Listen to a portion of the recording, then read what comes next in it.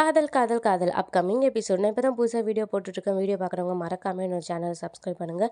உங்களோட ஒவ்வொரு சப்ஸ்கிரைபுமே பார்த்தீங்கன்னா எனக்கு ரொம்ப ஹெல்ப்ஃபுல்லாக இருக்கும். வீடியோ இன்ட்ரெஸ்டிங்காக இருக்கணும்னு சொல்லிட்டு நடுவில் விடுகதை கேட்டிருப்பேன். விடுகதையை பார்த்தோன்னே யாரும் ஆன்சர் கண்டுபிடிச்சிங்கன்னு கமெண்ட் பண்ணுங்கள். ஆன்சர் தெரியாதவங்க வீடியோ கடைசியில் பார்த்து தெரிஞ்சுக்கோங்க. ஸ்வேதா அர்ஜுனை தான் கல்யாணம் பண்ணிப்பேன்னு சொல்லிடுறாங்க. உடனே அவங்க அப்பா அவங்க பாட்டிலாம் பார்த்தீங்கன்னா, ஸ்வேதா உன்னை தான் கல்யாணம் பண்ணிக்க விரும்புகிறாடா, அதனால நீ சீக்கிரம் போ, ரெடியாகு, இந்த முகூர்த்தத்துலேயே உனக்கும் ஸ்வேதாக்கும் கல்யாணம்னு சொல்லி அர்ஜுனை ரெடியாக சொல்கிறாங்க. அர்ஜுன் பார்த்தீங்கன்னா, அப்பா நான் உங்ககிட்ட கொஞ்சம் பேசணும்ப்பா அப்படின்னு சொல்லி சொல்கிறாங்க. உடனே அவங்க அப்பா என்னப்பா சொல்லு அப்படின்னு சொல்லி சொல்கிறாரு. உடனே அவங்க பாட்டி பார்த்தீங்கன்னா, டேய் முகூர்த்தத்துக்கு டைம் ஆகுதுடா, எதுவாக இருந்தாலும் கல்யாணத்துக்கு அப்புறம் பேசிக்கலாம், நீ முதல்ல போய் ரெடி ஆகுடா அப்படின்னு சொல்லி சொல்கிறாங்க. அர்ஜுன் அவங்க அம்மாவே பார்த்துட்டு இருக்காங்க. அவங்க அம்மா பார்த்தீங்கன்னா, என்னால் இப்போ எதுவும் பேச முடியாதுடா, எதுவாக இருந்தாலும் நீயே சொல்லுடா அப்படின்ற மாதிரி அவங்க மனசுக்குள்ளே நினைக்கிறாங்க. அர்ஜுனுக்கு ஸ்வேதாவை கல்யாணம் பண்ணிக்கிறதுல துளி கூட விருப்பம் இல்லை. ஒரு பக்கம் ஐயர் பார்த்தீங்கன்னா, முகூர்த்த நாள் முடிய போது சீக்கிரமாக வாங்க, இல்லைன்னா அடுத்த முகூர்த்தத்தில் தான் பண்ணணும் அப்படின்னு சொல்கிறாங்க. உடனே பாட்டி பார்த்தீங்கன்னா, சீக்கிரம் போடா, ஐயரே சொல்லிட்டாரு டைம் ஆகுதுன்னு சொல்லிட்டு, எதுக்குடா இப்படி மாதம் மாதம் நின்றுட்டுருக்க அப்படின்னு சொல்லி சொல்கிறாங்க. உடனே ஆதவன் கிட்டலாம், நீங்களாவது கூப்பிட்டு போய் அவனை ரெடி பண்ணுங்கடா அப்படின்னு சொல்லி சொல்கிறாங்க. அவங்க அப்பா பார்த்தீங்கன்னா, சொல்லு அர்ஜுன் உனக்கு என்னதான் பிரச்சனை அப்படின்னு சொல்லி கேட்குறாரு. ஒன்றும் இல்லைப்பா, இவ்வளோ அவசரமாக இப்போ இந்த கல்யாணம் பண்ணி ஆகணுமா அப்படின்னு சொல்லி சொல்கிறாங்க. உடனே மது பார்த்தீங்கன்னா, எங்கே இவன் கல்யாணத்தை வேணான்னு சொல்லிடுவானோன்னு மனசுக்குள்ளே நினச்சிட்டு, உடனே மது பார்த்தீங்கன்னா, அர்ஜுன் அப்பா தான் சொல்கிறாருல, போ கல்யாணம் பண்ணிக்கோ, ஸ்வேதா அவனுக்கு ஏற்ற ஜோடி தான் அர்ஜுன், அதனால நீ ஸ்வேதாவே கல்யாணம் பண்ணிக்கோ அப்படின்னு சொல்லி சொல்கிறாங்க. உடனே அவங்க அப்பாவும் பார்த்தீங்கன்னா, உன் பாஸே சொல்லிட்டாங்க அப்புறம் என்னடா அப்படின்னு சொல்லி சொல்கிறாங்க. உடனே அர்ஜுன் பார்த்தீங்கன்னா, இல்லைப்பா இவ்வளோ சீக்கிரம் இப்போ அவசர அவசரமாக இந்த கல்யாணம் பண்ணணுமா அப்படின்னு சொல்லி கேட்குறாங்க. உடனே அர்ஜுனோட அப்பா பார்த்தீங்கன்னா, பின்ன என்னடா பண்ணி தாண்டா ஆகணும், நம்ம வீட்டு பொண்ணு மனவெறிக்க வரைக்கும் வந்து கல்யாணம் நின்று போயிருக்கு, 4 பேர் 4 விதமாக பேசுவாங்க, அதை பார்க்கும்போது எனக்கு கஷ்டமாக இருக்காதா அப்படின்னு சொல்லி அவங்க அப்பா சொல்கிறாரு. எனக்காகவாவது நீ இப்போ கல்யாணம் பண்ணி தாண்டா ஆகணும் அப்படின்னு சொல்லி அர்ஜுனை பார்த்தீங்கன்னா ஃபோர்ஸ் பண்ணுறாரு. ஸ்வேதாவை யாராவது ஒரு வார்த்தை சொல்லிட்டாங்கன்னா அது என்னால் தாங்கிக்க முடியாதுடா அப்படின்னு சொல்லி சொல்கிறாரு.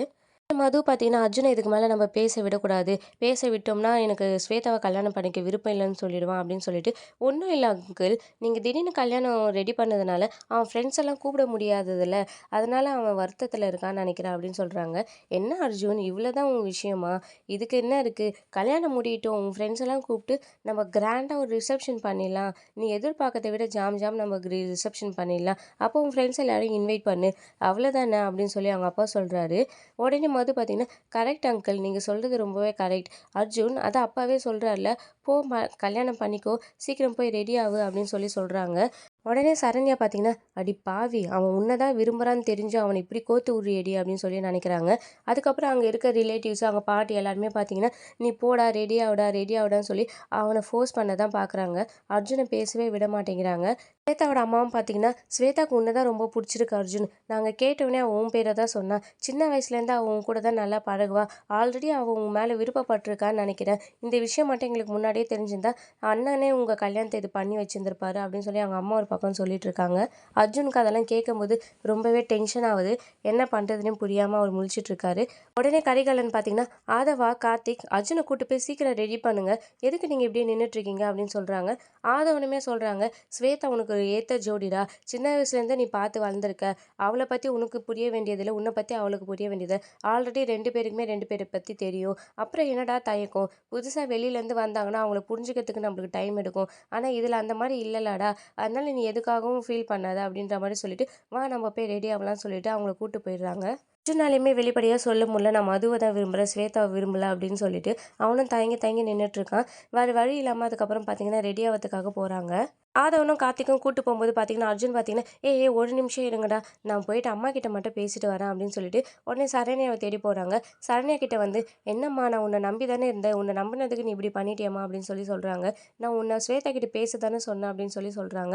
உடனே சரண்யா பார்த்தீங்கன்னா, நான் பேசலாம் தாண்டா போனேன், ஆனால் அவளை சுற்றி அவள் ஃப்ரெண்ட்ஸு அவங்க அம்மா அவங்க பாட்டி எல்லாம் இருக்காங்கடா, அவங்க எதில் என்ன என்னன்னு பேச சொல்கிறேன், நான் எது பேசினாலும் அவன் உடனே உங்கள் அப்பா கிட்ட வர போய் சொல்லிடுவா அப்படின்னு சொல்லி சொல்கிறாங்க. அம்மா ஏதாவது பண்ணுமா, எதையாவது போய் பேசுமா அவகிட்ட ப்ளீஸ்மா அப்படின்னு சொல்லி சொல்கிறாங்க. நீ சொன்னினா அவள் புரிஞ்சுக்குவாம்மா, அவள் வாயாலே இந்த கல்யாணம் வேணான்னு சொன்னால் மட்டும்தான் நம்ம இதுலேருந்து வெளியே வர முடியும், நான் சொன்னால் தான் பிரச்சனையாகும், அவள் சொன்னால் எந்த பிரச்சனையும் ஆகாது, அதனால் தயவு செஞ்சு எனக்காக கொஞ்சம் ஸ்வேதா கிட்ட போய் பேசுமா அப்படின்னு சொல்கிறாங்க. அவங்களும் பார்த்தீங்கன்னா, சரிடா நான் பேசி பார்க்குறேன் அப்படின்னு சொல்கிறாங்க. அதுக்கப்புறம் கஸ்தூரி பார்த்தீங்கன்னா மது கிட்ட பேசிகிட்டு இருக்காங்க. நீங்கள் தான் அர்ஜுனோட பாஸ் அப்படின்னு சொல்லி கேட்குறாங்க. அவங்களும் ஆமான்னு சொல்கிறாங்க.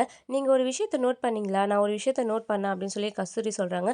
உடனே மது பார்த்தீங்கன்னா, என்ன விஷயம் அப்படின்னு சொல்லி கேட்குறாங்க. இல்லை, அர்ஜுன் மூஞ்சில ஒரு துளி சந்தோஷம் கூட இல்லை. எல்லாருமே ஹாப்பியாக இருக்காங்க. ஆனால் அவர் மூஞ்சில ஒரு சின்ன சந்தோஷம் கூட இல்லை. எனக்கு தெரிஞ்சு அவருக்கு இந்த கல்யாணத்தில் விருப்பம் இல்லைன்னு நினைக்கிறேன். யாரையாவது லவ் பண்ணுறாரோ அப்படின்னு சொல்லி கேட்குறாங்க. இதெல்லாம் எதுக்கு நீங்கள் என்கிட்ட கேட்குறீங்க அப்படின்னு சொல்லி கேட்குறாங்க. இல்லை, நீங்கள் அவங்க பாஸ் தானே, அதனால் உங்கள் ஆஃபீஸில் யாராவது லவ் பண்ணுறாங்களான்னு தெரிஞ்சுக்கலான்னு சொல்லி கேட்குறேன் அப்படின்னு சொல்கிறாங்க. உடனே மது பார்த்தீங்கன்னா, இல்லை எனக்கு எதுவும் தெரியல, அப்படியெல்லாம் எதுவும் இல்லைன்னு நினைக்கிறேன் அப்படின்னு சொல்கிறாங்க. உடனே கஸ்தூரி பார்த்தீங்கன்னா, நான் கார்த்திக் காலேஜில் தான் நான் இது பண்ணுறேன். நான் இங்கே தனியாக ஹாஸ்டலில் தங்கியிருக்கேன். எனக்கு ரொம்பவே போர் அடிக்கும். அந்த சமயம்லாம் இவங்க வீட்டுக்கு நான் வருவேன். ஏதாவது ஃபங்க்ஷன்னா அவர் என்னை இன்வைட் பண்ணுவார் அப்படின்னு சொல்கிறாங்க. அந்த சமயம் பார்த்தீங்கன்னா கார்த்திக் வராரு. கார்த்திகை பார்த்தோன்னே கஸ்தூரி பார்த்தீங்கன்னா, சரி கார்த்திக் கிட்ட போய் நான் பேசிட்டு வரேன், நீங்கள் பாருங்க அப்படின்னு சொல்லிட்டு அங்கேருந்து கிளம்பிடுறாங்க. அதுக்கப்புறம் கஸ்தூரி பார்த்தீங்கன்னா கார்த்திக்கிட்ட, சீனியர் எனக்கு இப்போ தான் ரொம்ப மனசுக்கு நிம்மதியாக இருக்குது அப்படின்னு சொல்லி சொல்கிறாங்க. ஏன் கஸ்தூரி என்னாச்சு அப்படின்னு சொல்லி கேட்குறாங்க. இல்லை இல்லை, ஸ்வேதாக்கு கல்யாணம் ஆகுமா ஆவாதான்னு ஒரு குழப்பத்தில் இருந்தேன். அவன் ஒரு பொண்ணு கல்யாணம் நின்றுட்டா என்ன எவ்வளோ கஷ்டமாக இருக்கும், அதை தான் ரொம்ப யோசிச்சு ஃபீல் பண்ணிட்டு இருந்தேன். பரவாயில்ல, இப்போது அர்ஜுனை பிடிச்சிருக்குன்னு சொல்லிட்டாங்க, எனக்கு ரொம்பவே சந்தோஷமாக இருக்குது. சரி சீனியர், ஸ்வேதா உங்களை பிடிச்சிருக்குன்னு சொன்னால் நீங்கள் என்ன பண்ணியிருப்பீங்கன்னு சொல்லி கேட்குறாங்க. உடனே கார்த்திக் பார்த்தீங்கன்னா, ஐயோ என்ன பிடிச்சிருக்குன்னு சொன்னால் நான் பிடிவாதமாக முடியாதுன்னு சொல்லியிருப்பேன். நம்மளுக்கு இந்த அரேஞ்ச் மேரேஜ்லாம் செட் ஆகாது. நான் லவ் பண்ணி தான் கல்யாணம் பண்ணிக்க போகிறேன் அப்படின்னு சொல்லி கார்த்திக் சொல்கிறாரு. உடனே கஸ்தூரி பார்த்தீங்களா, அந்த பொண்ணு நானாக இருந்தால் எவ்வளோ நல்லா இருக்கும் அப்படின்னு சொல்லி மனசில் நினச்சிட்டு இருக்காங்க. அந்த சமயம் கார்த்திகை யாரும் கூப்பிட்றாங்க. சரி நீ பாரு கஸ்தூரி, நான் போய் என்னன்னு கேட்டு வரேன், நம்ம அப்புறமா பேசலாம்னு சொல்லிட்டு கார்த்திக் அங்கேருந்து கிளம்பிடுறாரு. அதுக்கப்புறம் ஆதவனும் கார்த்திக்கும் பார்த்தீங்கன்னா அர்ஜுனை ரெடி பண்ணுறதுக்காக ரூமுக்கு கூப்பிட்டு வருவாங்க. ஆதன் பார்த்தீங்கன்னா, நான் போய் இவனுக்கு பட்டி வெட்டி பட்டி சட்டை வாங்கிட்டு வந்துடுறடா, நீ இவனை பார்த்துக்கோ அப்படின்னு சொல்லிட்டு அங்கேருந்து போகிறாரு. உடனே கார்த்திக் பார்த்தீங்கன்னா, ஏன்டா நீ இப்போ இப்படி டென்ஷனாக இருக்குன்னு சொல்லி கேட்குறாரு. உடனே அர்ஜுன் பார்த்தீங்கன்னா, நான் ஏன் டென்ஷனாக இருக்குன்னு உனக்கு தெரியவே தெரியாதா அப்படின்னு சொல்கிறாங்க. சரி விடுறா, இப்போ என்னடா பண்ண சொல்கிற அதுக்கு, இல்லை நான் மதுவை விரும்புகிறேன்னு உனக்கு நல்லாவே தெரியும், நீ வந்து இப்போ திரும்ப திரும்ப அந்த மாதிரி கேட்குற அப்படின்னு சொல்லி கேட்குறாங்க. சரி மது உன்னை விரும்புகிறாளா, அவன் முதல்ல உன் லவ் அக்செப்ட் பண்ணிக்கிட்டாளா அப்படின்னு சொல்லி கார்த்திக் கேட்குறாங்க. இல்லைடா, அவன் இன்னும் அக்செப்ட் பண்ணலை. அப்போ எப்படிடா நம்ம பேசுறது, மது உன்னை விரும்பினா கூட மது உன்னை விரும்புகிறான்னு சொல்லி நம்ம அப்பா கிட்ட பேசலாம், இப்போ நம்ம எதை போய் சொன்னாலுமே அப்பா ஒத்துக்க மாட்டாரேடா அப்படின்னு சொல்லி கார்த்திக் சொல்கிறாங்க. இப்போ இதுக்கு என்ன தாண்டா வழி, என்னால் ஸ்வேதாவை கல்யாணம் பண்ணிக்க முடியாதுடா, ஏதாவது ஒரு ஐடியா சொல்கிற அப்படின்னு சொல்கிறாங்க. உடனே கார்த்திக் பார்த்தீங்கன்னா, நீ மண்டபத்தை விட்டு ஓடிடுறா, அப்போ தான் இந்த கல்யாணத்துலேருந்து உன்னால் தப்பிக்க முடியும், இல்லைன்னா உன்னால் தப்பிக்க முடியாது, மதுவும் உன்னை விரும்பலன்னு சொல்கிற, வேறு வழியே இல்லைடா அப்படின்னு சொல்லி கார்த்திக் சொல்கிறாங்க. என்னடா சொல்கிற அப்படின்னு சொல்கிறாங்க. இது தாண்டா வழி அப்படின்னு சொல்லி பேசிட்டே இருக்கும்போது ஆதவன் பார்த்தீங்கன்னா டக்குன்னு உள்ளே வந்துடுறாரு. விடுகதை, கூட்டு சேர்ந்து கோட்டை கட்டும், மாட்டு ஓரை மடக்கி தாக்கும், அது என்ன? அதுன்னு பார்த்தீங்கன்னா ட்ரெஸ் எடுத்துகிட்டு வந்து இந்தாடா இதை போடு அப்படின்னு சொல்லி சொல்கிறாங்க. அர்ஜுன் பார்த்தீங்கன்னா சில மாதிரி அப்படியே நின்றுட்டுருப்பாரு. என்னடா அப்படியே நின்றுட்டுருக்க, டைம் ஆகுதுடா, ட்ரெஸ்ஸை மாற்றுடா அப்படின்னு சொல்லி சொல்கிறாங்க. ஆனால் அர்ஜுன் பார்த்தீங்கன்னா சட்டை பண்ணாமல் அப்படியே நின்றுட்டுருப்பாரு. உடனே கார்த்திக்கும் நீயாவது போட்டு விடண்டா அப்படின்னு சொல்லிட்டு சொல்லுவார். கார்த்திக்கும் சரியாட்ட அப்படியே நின்றுட்டுருப்பாங்க. அப்புறம் ஆதன் பார்த்தீங்கன்னா கோட்டெல்லாம் கழட்டிட்டு அவரே பார்த்தீங்கன்னா ட்ரெஸ் மாற்றி விடுறாரு. சரண்யா பார்த்தீங்கன்னா வராங்க. உடனே ஆதன் பார்த்தீங்கன்னா, என்னம்மா அர்ஜுன் ரெடி ஆகிட்டானு பார்க்க வந்தீங்களா அப்படின்னு கேட்குறாங்க. ஆமாடா அப்படின்னு சொல்கிறாங்க. அர்ஜுன் ரெடி ஆகிட்டாமா, நாங்கள் போய் அவனுக்கு மாலை வாங்கிட்டு வந்துடுறோம், நீங்கள் பார்த்துக்கோங்கன்னு சொல்லிட்டு போகிறாங்க. உடனே அர்ஜுன் பார்த்தீங்கன்னா சரண்யாவை ரூம்குள்ளே கூப்பிட்டு போயிட்டு, என்னம்மா அப்பா கிட்ட பேசினேன்னு சொல்லி கேட்குறாங்க. நீ வேறடா, நான் எதுவும் இன்னும் பேசலடா அப்படின்னு சொல்கிறாங்க. ஏம்மா இந்த மாதிரி பண்ணுற அப்படின்னு சொல்கிறாங்க. அவர்கிட்ட பேசலாம் தாண்டா போனேன், அவரை பார்த்த உடனே எனக்கு பயமாயிடுச்சுடா, அதனால் நான் எதுவும் பேசாமல் வந்துட்டேன் அப்படின்னு சொல்கிறாங்க. அம்மா எதையாவது சொல்லி இந்த கல்யாணத்தை தயவு செஞ்சு நிறுத்துமா அப்படின்னு சொல்லி சொல்கிறாங்க. நானும் அதை தாண்டா ட்ரை பண்ணுறேன், ஆனால் என்ன சொல்லி நிறுத்ததுன்னு எனக்கு தெரியல, உங்கள் அப்பா வேற வாக்கு கொடுத்துட்டாரு, இந்த சமயம் நம்ம இந்த கல்யாணம் வேணான்னு சொன்னால் என் கழுத்தை நெரிச்சு கொன்னாலும் கொண்டுட வர்ற அப்படின்னு சொல்கிறாங்க. அம்மா அப்பா கிட்டே பேசதான் உனக்கு பயமாக இருக்குது, நான் தான் உன்னை ஸ்வேதா கிட்டே தானே பேச சொன்னேன், ஸ்வேதா கிட்டையாவது போய் பேசுமா, ஸ்வேதா கிட்டே போய் சொல்லு, அர்ஜுனுக்கு உன்னை கல்யாணம் பண்ணிக்க விருப்பம் இல்லைன்னு சொல்கிறான்னு சொல்லு, அவள் புரிஞ்சுப்பாம்மா, அவள் படித்த பொண்ணு, அதனால் நீ போய் அவகிட்ட பேசுமா அப்படின்னு சொல்கிறாங்க.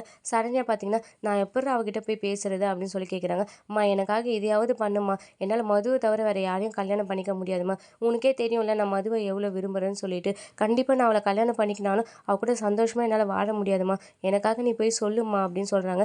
நீ போய் சொல்லு, அர்ஜுனுக்கு உன்னை பிடிக்கலன்னு சொல்கிறான்னு நீ சொல்லு, அவகிட்ட தனியாக சொல்லு, கண்டிப்பாக அவள் புரிஞ்சுக்குவா அப்படின்னு சொல்கிறாங்க. சரண்யா பார்த்தீங்கன்னா சரிடா நான் எதுக்கும் இன்னும் வாட்டி போய் பேசி பார்க்குறேன் அப்படின்னு சொல்கிறாங்க.